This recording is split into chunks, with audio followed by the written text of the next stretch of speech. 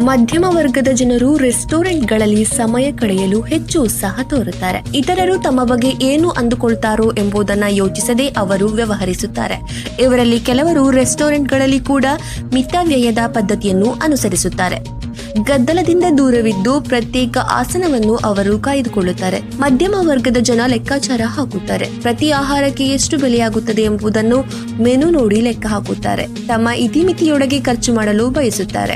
ಹಾಗೆಯೇ ರೆಸ್ಟೋರೆಂಟ್ನ ಪ್ರಯೋಜನಗಳನ್ನು ಆನಂದಿಸುವುದು ಅಂದ್ರೆ ರೆಸ್ಟೋರೆಂಟ್ನಲ್ಲಿ ಏನಾದರೂ ಕೂಪನ್ಗಳಿದ್ರೆ ಅದನ್ನು ಬಳಸೋದು, ಮಕ್ಕಳಿಗೆ ಏನಾದರೂ ಉಚಿತ ಆಹಾರದ ವ್ಯವಸ್ಥೆ ಇದ್ದರೆ, ರಿಯಾಯಿತಿ ಇದ್ದರೆ ಅದನ್ನು ಬಳಸುವುದು, ಹೀಗೆಲ್ಲ ಮಧ್ಯಮ ವರ್ಗದವರು ಮಾಡುತ್ತಾರೆ.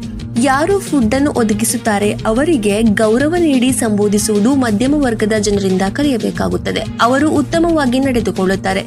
ಸರ್ವರ್ಗಳು ವೇಟರ್ಗಳನ್ನು ರಾಜ ಮನೆತನದವರಂತೆ ನಡೆಸಿಕೊಳ್ಳುತ್ತಾರೆ.